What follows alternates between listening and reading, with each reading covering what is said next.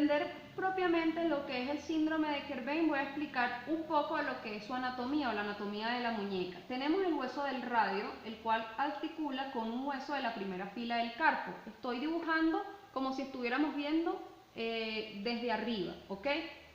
Por acá va a pasar un tendón, que es el que va a llegar al pulgar para que él mismo pueda realizar los movimientos propios.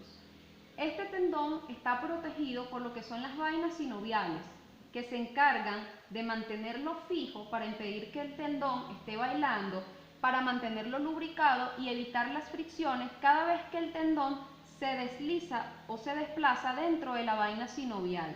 ¿Ok? Entonces, ¿qué es lo que pasa propiamente?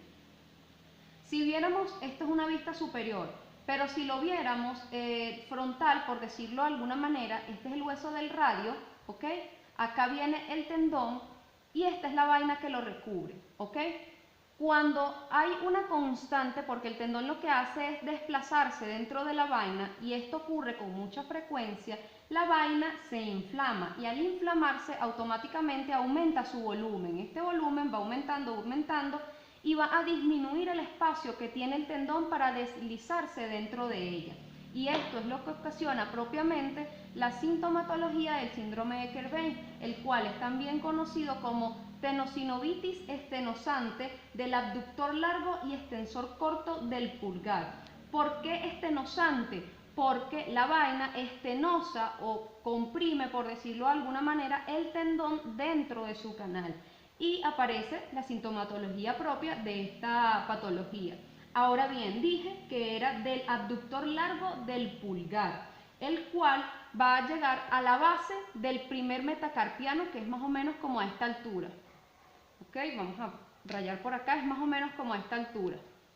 Y tenemos que el extensor corto del pulgar llega más o menos como a esta altura. Ellos básicamente son los encargados de realizar este movimiento, ¿ok?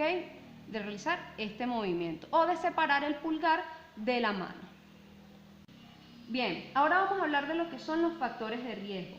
Varios estudios han dicho que así como pasa en muchas otras patologías, las mujeres tienen mayor predisposición a desarrollar esta enfermedad o esta patología. ¿Por qué? Porque se dice que las mujeres tienen mayores grados de angulación en la muñeca que los hombres. Además, esto está ligado a las labores manuales que normalmente realizan las mujeres con más frecuencia que los hombres. Otra de los factores de riesgo es, por ejemplo, si la persona presenta artritis reumatoide, por todo lo que es la inflamación de la articulación y todo esto, y como siempre que no puede faltar en este tipo de patologías, las labores con movimientos repetitivos o traumas por movimientos repetitivos, que también ocurre en patologías como el síndrome del túnel del carpo. Ahora hablaremos de las causas. Tenemos que se presentan dos tipos de causas. Tenemos las causas estáticas, ¿ok? Que ya las voy a explicar, que son aquellas en las que hay una constante tensión entre el pulgar y el dedo índice. Por ejemplo, al momento de escribir se mantiene una constante tensión entre estos dos dedos. Esto es una tensión estática, porque existe, pero propiamente los dedos no están en movimiento. Igualmente, las personas que tocan instrumentos musicales, como el caso por ejemplo de la guitarra, uno para sostener la guitarra coloca el pulgar acá mientras marca los acordes acá. Esto es una tensión estática que también puede llegar a desarrollar esta patología. Y tenemos la tensión dinámica, que básicamente es lo contrario y es cuando la persona tiende a utilizar mucho el pulgar. Por ejemplo, cuando utilizamos el celular, normalmente utilizamos muchos los pulgares o el pulgar. Esto poco a poco puede ir inflamando la vaina. Igualmente, por lo menos las personas a las que nos gustan mucho los videojuegos, el movimiento que se realiza con el pulgar, con un uso constante y exagerado, puede llegar igualmente a desarrollar la patología.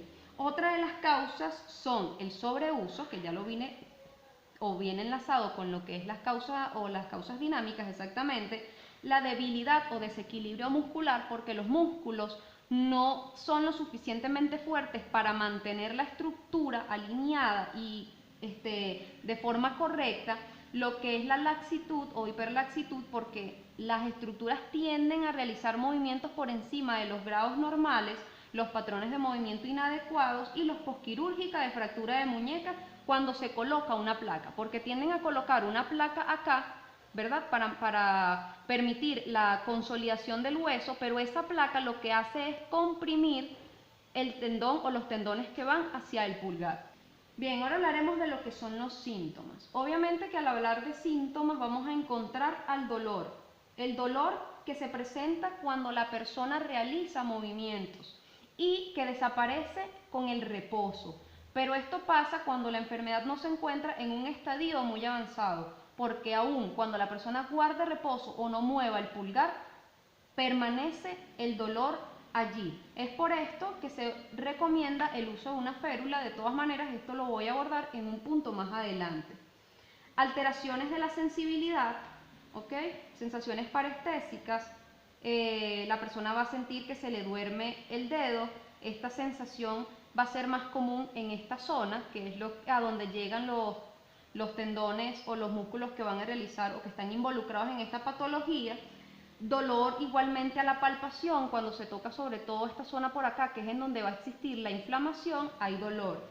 Y crujidos al mover la muñeca, igualmente en la zona que les señalé anteriormente, es decir, por acá. Bien, ahora hablaremos de lo que es el diagnóstico. Tenemos dos maneras de poder diagnosticar esta patología. Tenemos las pruebas convencionales, que son los rayos X, las resonancias magnéticas y las ecografías, y vamos a encontrar también 3 pruebas especiales que las pueden hacer ustedes desde su casa. Cabe destacar que el hecho de que les dé positivo, de que ustedes sientan dolor al momento de realizar estas pruebas, no necesariamente quiere decir que tienen la patología. Estas pruebas especiales tienen que ir respaldadas por un estudio médico. Solamente nos van a ayudar a tener un indicio de la posible existencia o no de esta patología. Bien, ahora hablaremos de lo que son las pruebas especiales. Tenemos la prueba de Finkelstein, que tiene un 92% de veracidad. Esta prueba consiste en realizar una flexión del pulgar, ¿verdad? Y desviar posteriormente la muñeca en desviación cubital. La persona va a sentir dolor en esta zona. ¿Por qué? Porque estamos llevando el tendón hasta su máximo punto de extensión, y entonces lo estamos forzando, por decirlo de alguna manera. También tenemos la prueba de Brunelli. La prueba de Brunelli tiene una efectividad del 43% o una veracidad del 43%. Esta prueba consiste en realizar una extensión del pulgar con desviación radial, es decir, agarramos, llevamos el pulgar hacia atrás y hacemos esto, ¿sí? Y la persona igualmente va a sentir dolor o molestia en esta zona. Y finalmente tenemos la prueba de Eikhoff,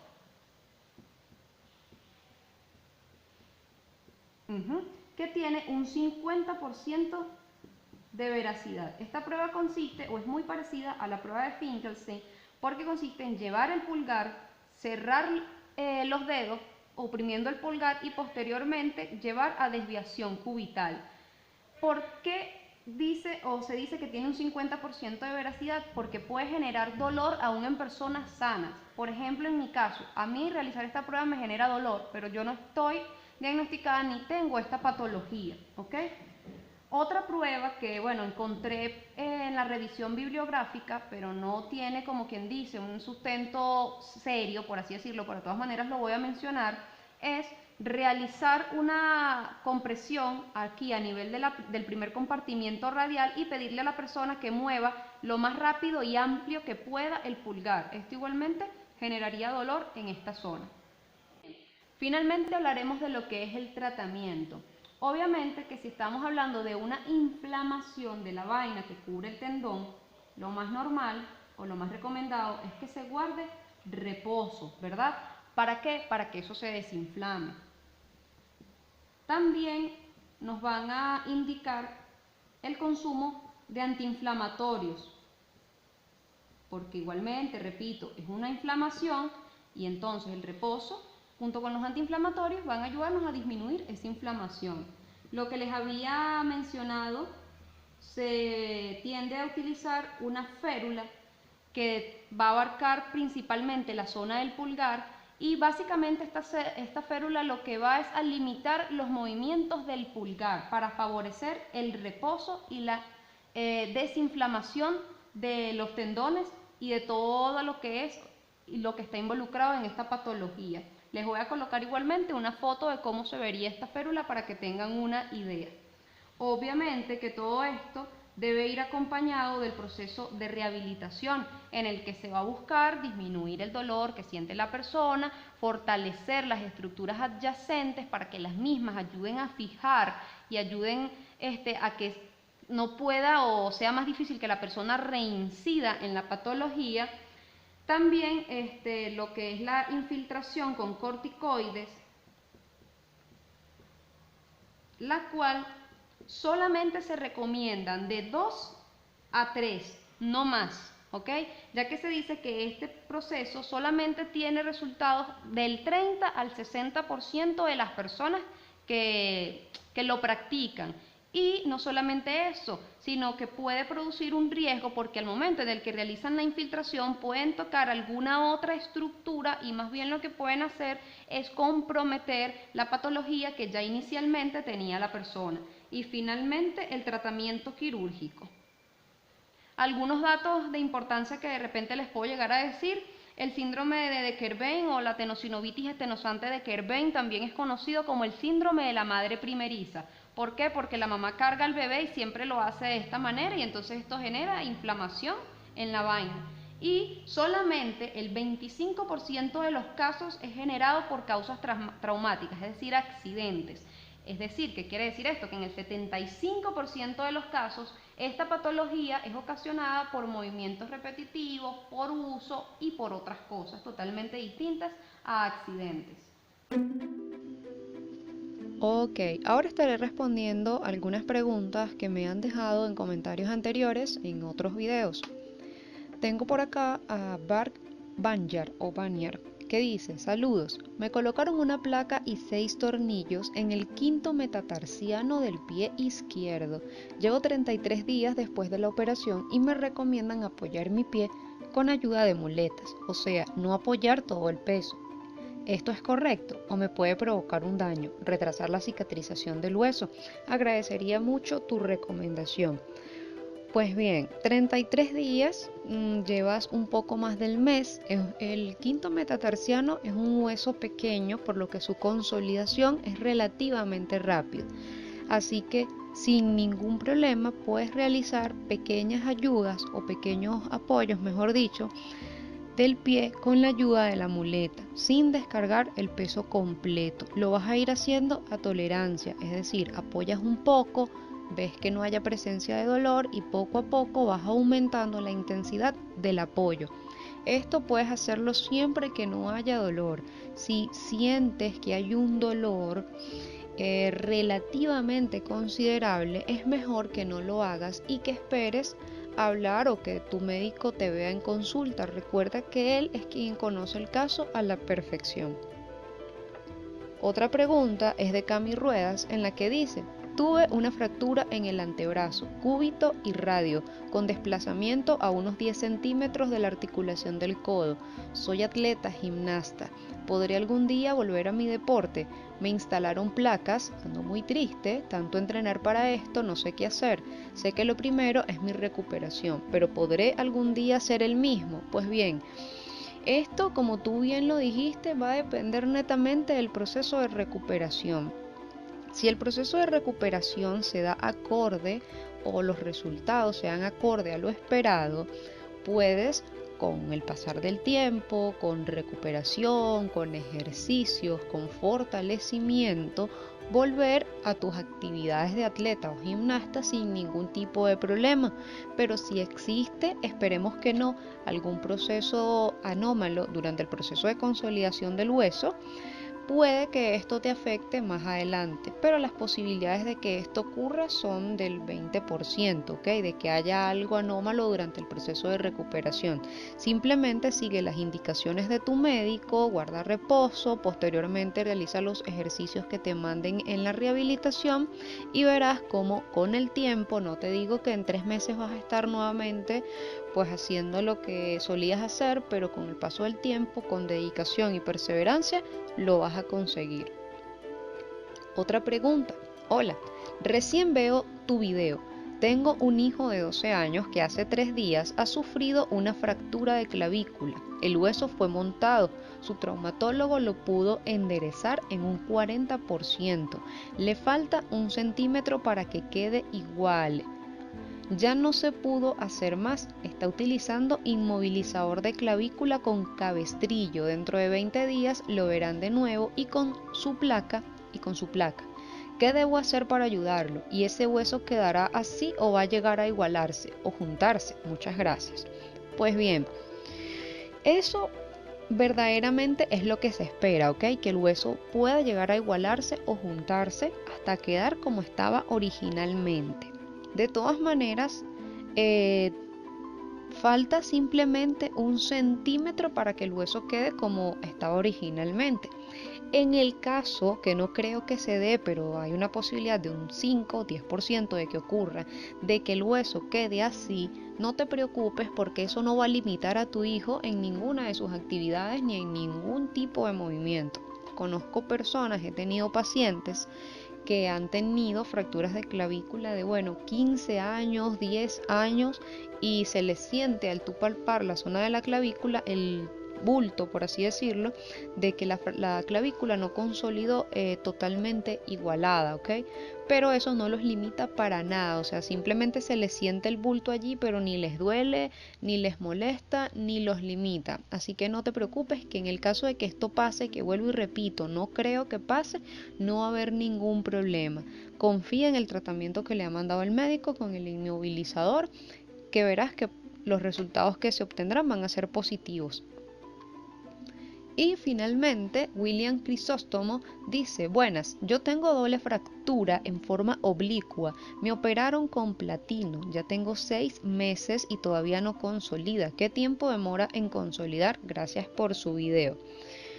Ok, aquí primero no sé cuál hueso exactamente es el que me estás indicando. No me indicas qué hueso es el que tienes fracturado en forma oblicua. Ha de ser un hueso relativamente grande, de repente el húmero, el radio, el cúbito, el fémur, la tibia o el peroné, porque lleva 6 meses y el hueso aún no consolida.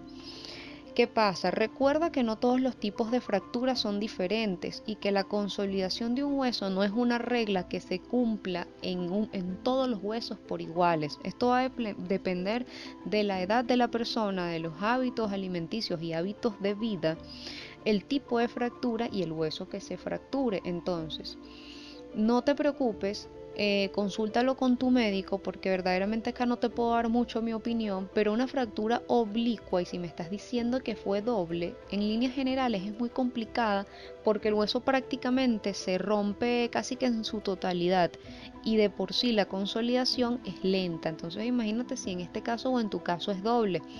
No te preocupes y como te dije, consúltalo con tu médico.